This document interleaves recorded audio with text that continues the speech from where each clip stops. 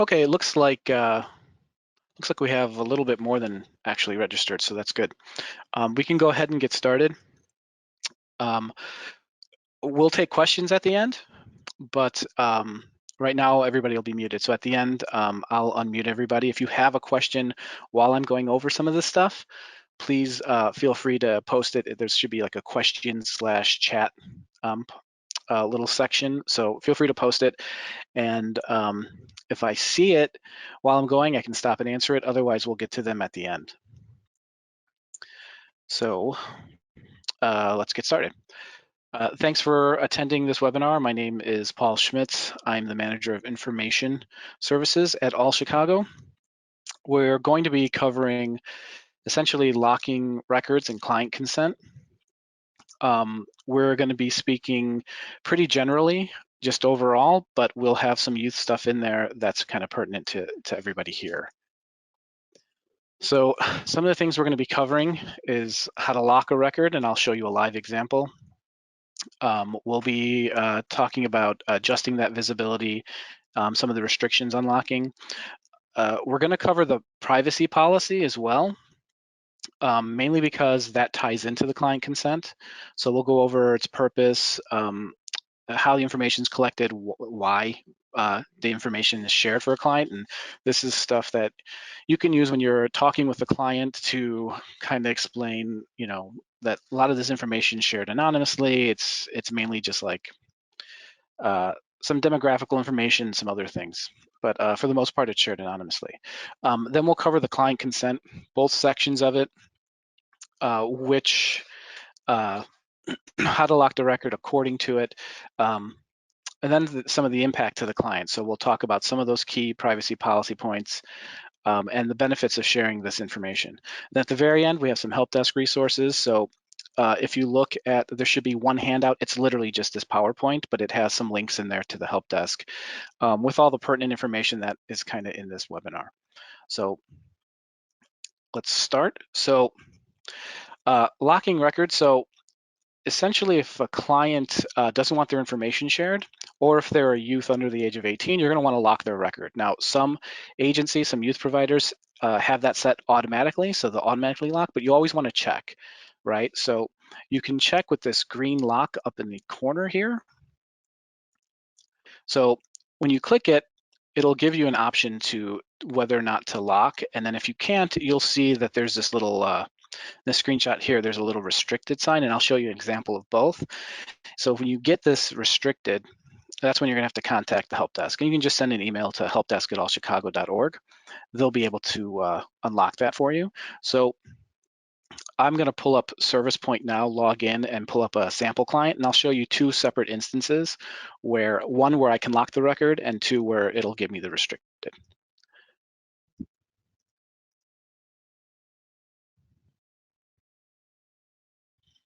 So we have some fake clients here. I'm just gonna grab this one. So this is Theo Epstein. He's 64.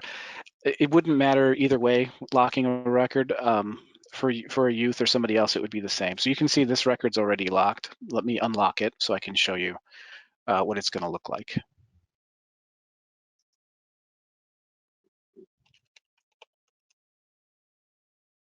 So this is also how you would unlock a record if it was locked. There are cases where a client may change their mind, and this is just how you do it. But for the most part, let me show you the locking part. So you can see this is green now. And you can also see all the projects that this particular client's in.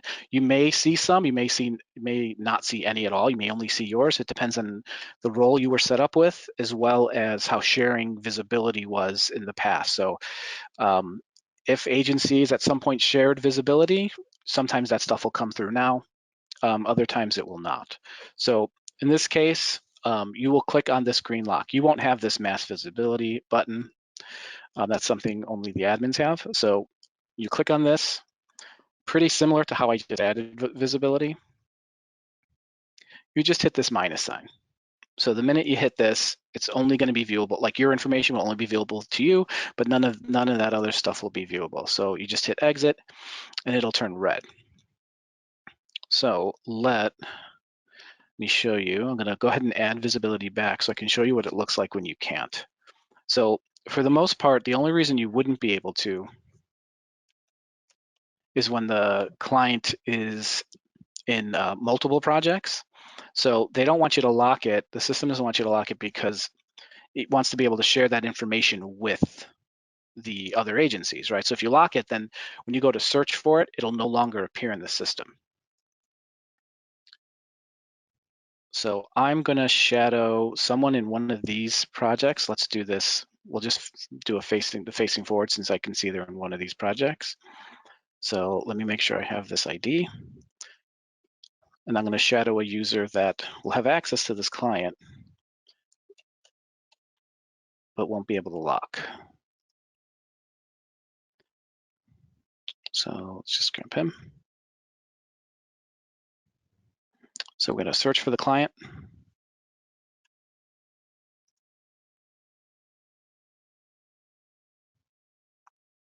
So I can see some of those projects here. I'm going to go ahead and see if it'll let me lock. So you can see it says restricted. So I won't be able to lock this record. In this case, I have to email the help desk, ask them to lock it for me. And what we do is we go through, we'll remove the global visibility. So no one will be able to find this client, but if they're enrolled in other projects, we'll add visibility for those projects to this list. And that's why it's restricted for the end user. Now, if I lock this record, so let me go back and lock it.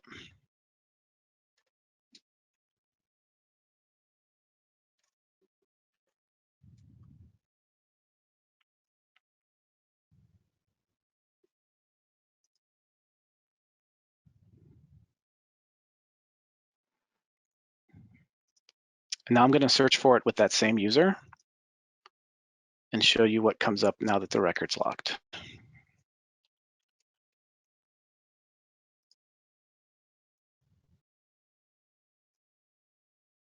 So if a record's locked and you know you have the accurate client ID, you'll search in the system for it. Let's see. Okay, so it showed up here. So depending on how the visibility is set, it'll show you that there's no client in the system.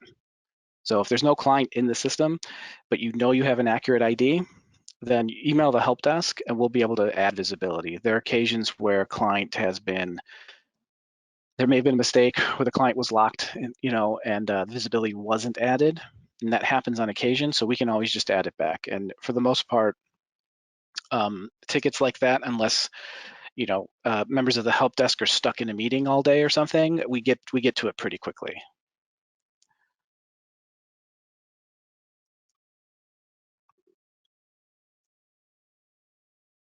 So when we get to the consent form, you're going to see that there are 3 actual options here for a client to choose. So there's A, which is they'll share their information. B, well, they'll share their information as a locked file. And C, well, they don't want to share anything. So you have to lock the file if the client chooses B or C. Now, there's a couple other instances. So any youth under 18, you're going to want to lock the file regardless. If they're fleeing domestic violence, you're going to lock their record, or if they self-report with HIV/AIDS. So you're going to lock those records as well. So let's go over some of the concepts here that we'll kind of be referencing. So personally identifiable information, or PII, is information that identifies either directly or indirectly a specific individual. Now this includes like their name, address, social security number, any other identifying number or code. So this can even be like a telephone number. So it's information, think about it this way, it's information that can be manipulated by like a reasonably foreseeable method to identify a specific individual, or information that can be linked with available information to identify that individual. So for example, it's any kind of information that can be used to kind of Google someone, right? And then find them specifically. So the agency participation agreement. So all agencies sign this in order to use HMIS. It essentially asks agencies that their users adhere to a code of ethics to respect the client's data and their choices regarding how to share the data. It asks that the agency explain the purpose of HMIS and the terms of consent and to protect their client's data. So again, every agency is required to complete this in HMIS. So there's also a data sharing agreement. So the data sharing agreement is essentially a document that allows outside entities to use HMIS data for research purposes. So along with research, it can also be signed for internal COC use, such as like for coordinated entry, in which multiple agencies may need to share data in order to provide effective transition in care. So if someone needs housing, it's very important that they choose A, because it helps all the agencies kind of coordinate to get them housed. So here's a kind of little picture that shows essentially what is required for what. So if you're inside the HMIS collaborative, right, and you've signed an APA, right, then that's all you're going to need. But if you're outside, like if you're like Loyola and you're doing a research project, you would need to get a data sharing agreement, put in a data request so that we can review it and make sure that that data is going to be actually helpful to ending homelessness.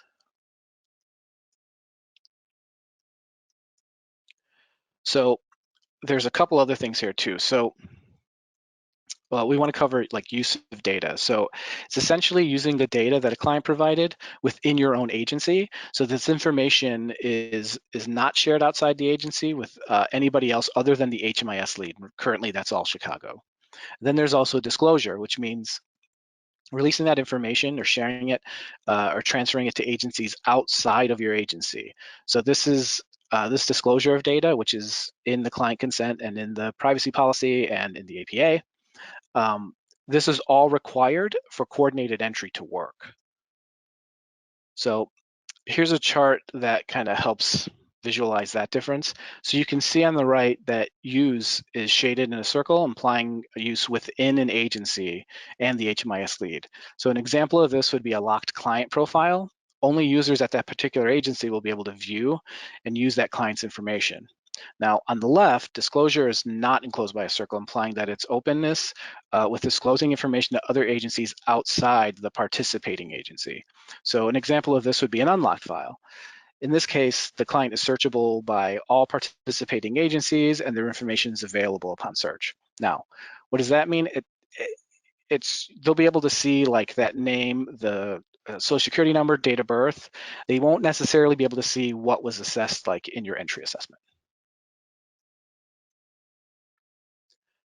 All right, so let's look at some of the documentation that we'll kind of see. So there are 3 relevant documents to clients' privacies and their data sharing. So we have the privacy policy, which is a 7-page document that should be available to your clients for them to read through at their request. We have the consent form. This provides your client with a choice on how they can share their data. It has several sections, including a supplemental form for sharing disability status. We'll cover those in a little bit more detail. And finally, there's the privacy one-pager. So it essentially boils down everything from that 7-page thing to a 1-page summary. Now, this should be posted at your agency somewhere where it's visible for a client to see.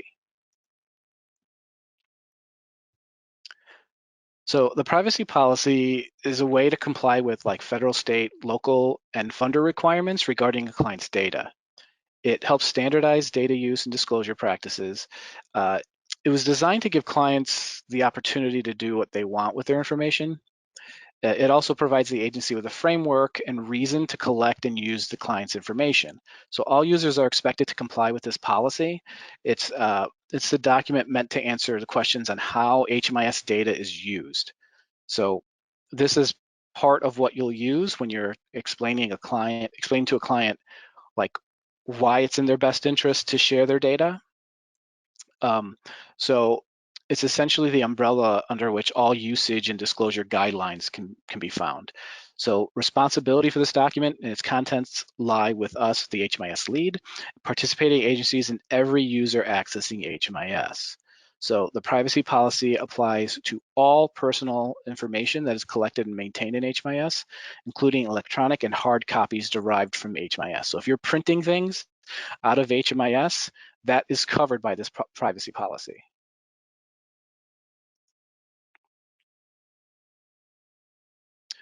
So the collaborative is collecting information on a client largely to provide and coordinate services amongst the collaborative.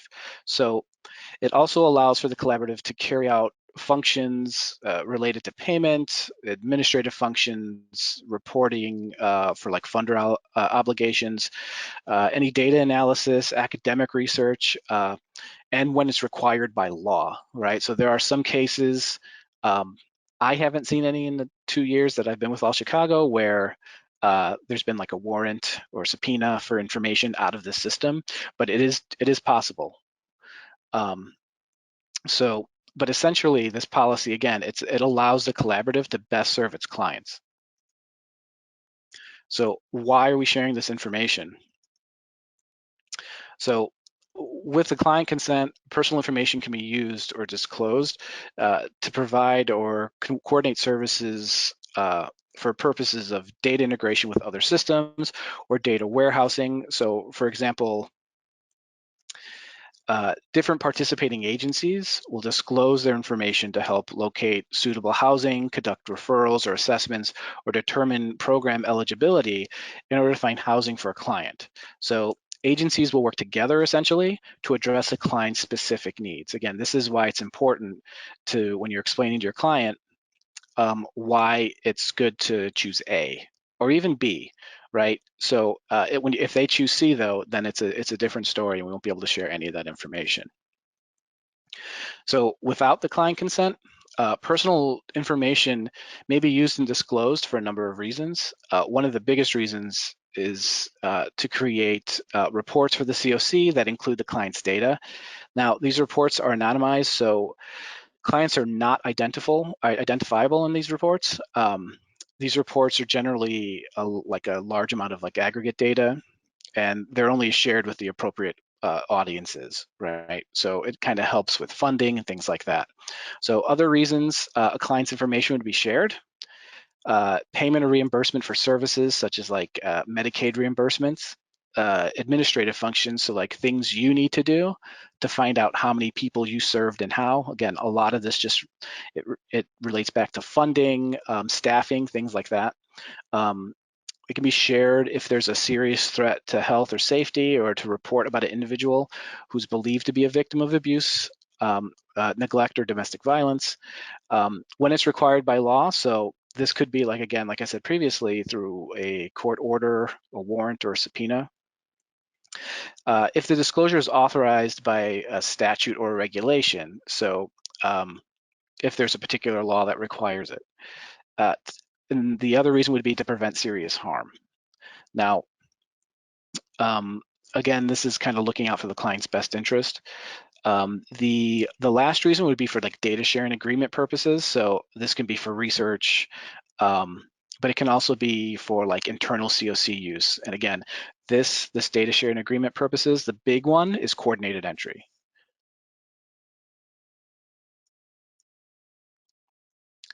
So it's important that you explain the rights to the client, right? So that they kind of have an idea. Now, a lot of this stuff is on the one pager. So, and if a client asks, you can always give them a copy of this, but clients have a right to their information. And while we don't give them everything, so like one example would be like case notes, right? So they don't have a right to the case notes, but they do have a right to ask for some of the information from the agency. So this doesn't mean that you have to begin like printing this information immediately. You just have to communicate what your agency believes to be a reasonable timeline. So you may want to talk internally about like what that could be. As to, explain to a client if they want their information, how long it will take for them to get it. They also have the right to request a list of participating HMIS agencies, a copy of the privacy policy, and of course they can revoke sharing at any time. So that's why it's important to know how to lock a record and unlock a record, because they could choose A, get into a disagreement with someone at the agency and decide, nope, I want C now, then you have to go in and change that. And of course, if you can't change it, if it's restricted, you can always contact the help desk. Okay, so let's cover the client consent. So the client consent form should be completed for every client entering your project. Any person in that household over the age of 18 must sign their own client consent form. So for example, you may have a parent with a child and one child may be 18. I'm sorry, a parent with children and one of them is 18. So while the parent considers them a dependent, that 18-year-old has to sign their own consent. So the client consent for data sharing has two parts. So part one serves as like an FAQ for the client to like inform them of their data sharing choice. It's got a lot of the details in it. Part two asks the client to make their decision. And then the third part was going to be a supplemental, and this is going to cover like disability and health information. So information in the client consent form is split into two types. So we have basic information, which includes demographics, partial service history, essentially like who the client is. It can contain enrollment information, a RIN number, which is something they get from like, I think, Medicaid, personal identifiable information about dependents, and there's a list for the client to review under part two. The coordination of care and housing information section covers the client's experience with homelessness and current living situation, their income, disabilities, current services, and medical insurance. This is stuff that's all in the assessment you guys do. So a broader definition of these two sections may be basic information that tells us who the client is, while the coordination of care and housing information will tell us what they're eligible for. So we kind of break it up into two sections where we get basic information and then this extra information like health insurance and things like that, income, disabilities, that tells us what they're going to be eligible for, perhaps in your project or perhaps in other projects. Clients are presented with three options. Now, two of these allow the clients to be matched to housing. So options A and B give participating agencies in the HMIS collaborative the opportunity to share information with another agency that may be better suited to the client's needs, whether it be like housing or services. So option A will allow any agencies in the HMIS collaborative to view the client's record. So that means the record is unlocked. Any agency can search for a client and see a partial history of their services and demographics. Again, odds are they probably won't see any information entered into the assessment. Option B will lock the record. So you'll have to go in and lock the record if your agency doesn't have that set up automatically. And then only agencies providing services to that client will be able to view that record. If the client is housing by another agency, then the client's record is opened to that potential agency. If housing cannot be provided, the record is locked and again, only viewable to agencies providing those services. So this option will restrict the amount of views to those with only possible assistance. So essentially what happens is coordinated entry will send out a referral and then open visibility to that agency so that they can view the client and see if they're a match. If they're not, they let coordinated entry know, and the matching team, they'll go in and lock the record, right? So that that agency that had that referral that could not help the client no longer has visibility. And then, they go back through and try to find another match. If any of them have issues, they'll contact the help desk. So the third option for data sharing is C. So that means the client does not agree to share any information. So only the agency providing services can view the record. Of course, the HMIS lead can also view the record because we're the database administrators. But aside from that, only your agency. So by choosing C, the client is stating they do not want to provide their information to other housing providers. If they choose C, they will not be matched to housing outside that agency. So this is something that's very important to keep in mind when discussing these three options, because this literally just says, nope, I'm good where I am. Don't give anybody information. I'm not interested in getting housing with anybody else. So any dependents in the household must be listed on the final page of this client consent form. Any adult children or non-head of household adults must also complete their own client consent. So a head of household can have their data sharing choice different from that of their dependents as well.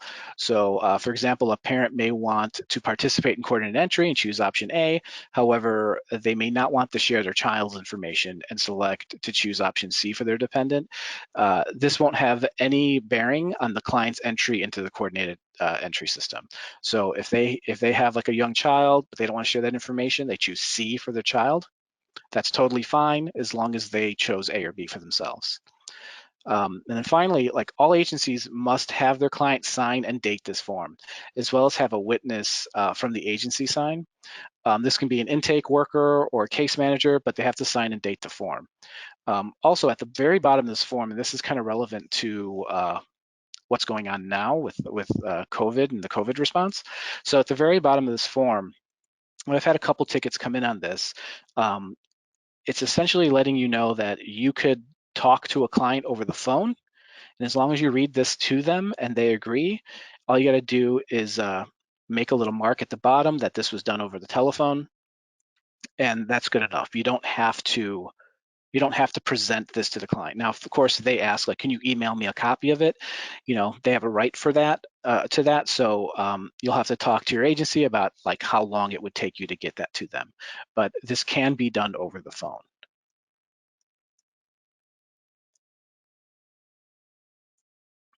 So there are two important notes here. So any agencies with clients that remain in the program over a year, so you should ask them,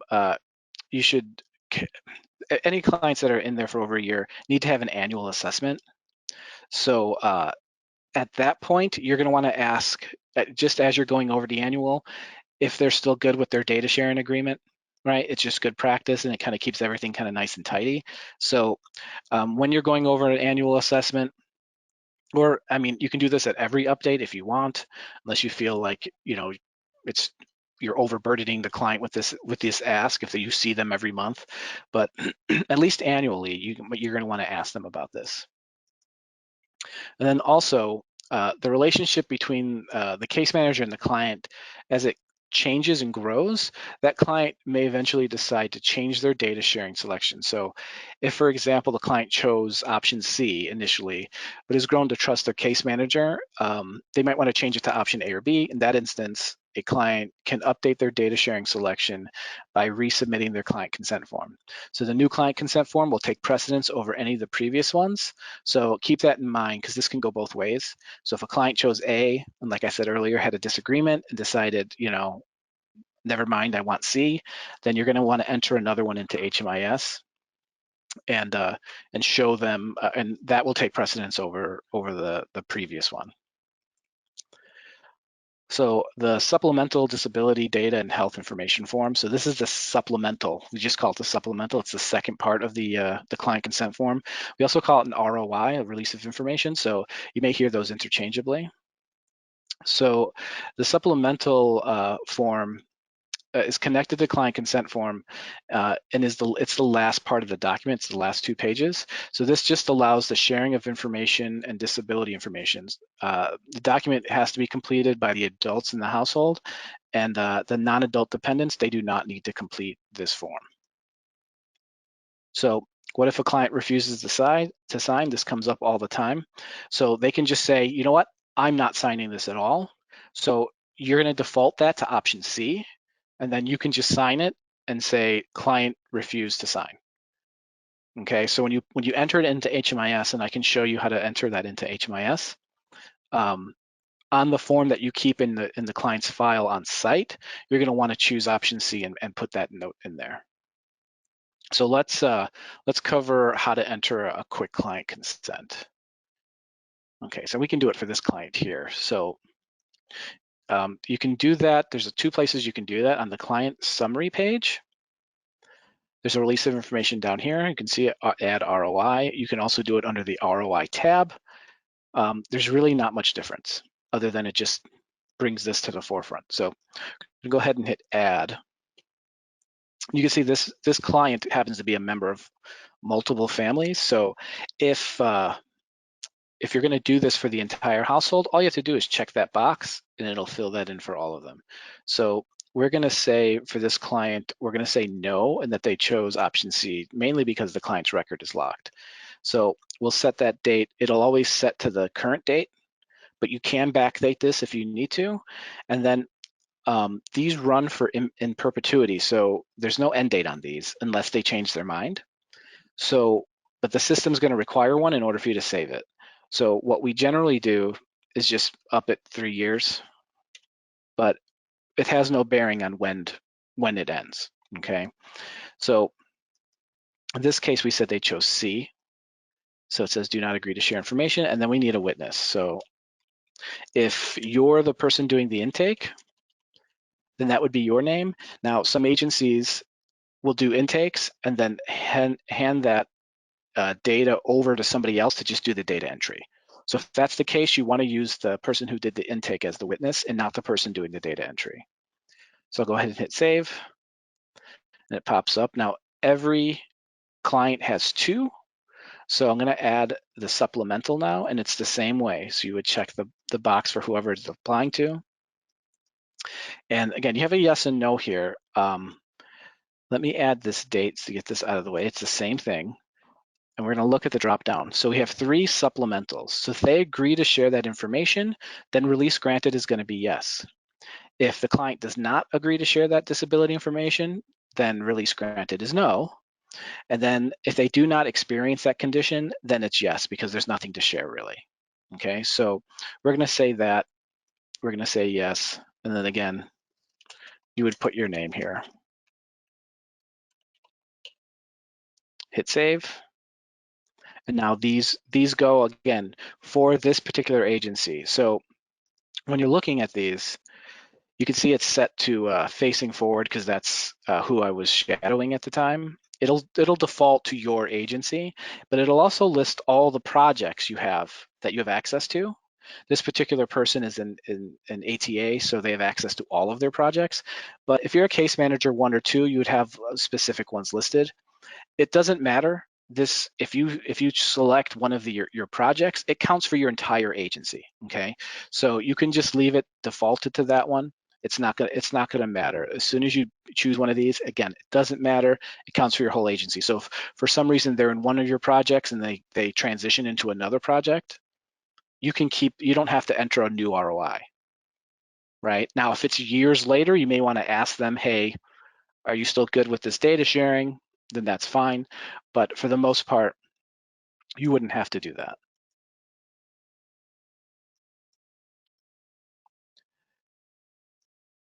Okay, so we'll quickly talk about the privacy posting.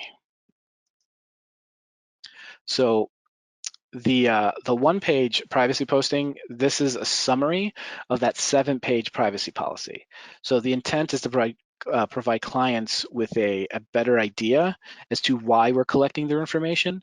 All agencies are required to keep 1-page privacy posting available where clients have a clear and easy access to review it. So this could be the intake desk or common areas like a cafeteria, any place where this can be seen often enough and be clearly visible. So let's look at some of the help desk resources. So here are some links, and again, we have this will all be posted in the help desk as well, and everybody who's attended today that registered will be sending an email out letting you know, hey, the video's up, it's on the help desk, here's a link. The slides will be there as well as the video. If you want to share it with any of your colleagues. But everything we went over, we have links to all of that stuff here. Okay, so we also have a Spanish version and a Polish version. These were the 2 most requested languages. So we have one for both. The help desk has all sorts of information, so please feel free to, if you have some downtime, you have any random questions that are floating in your head, check the help desk. You'll find a lot of stuff there. There's plenty of videos, plenty of documents, all sorts of forms that you may need.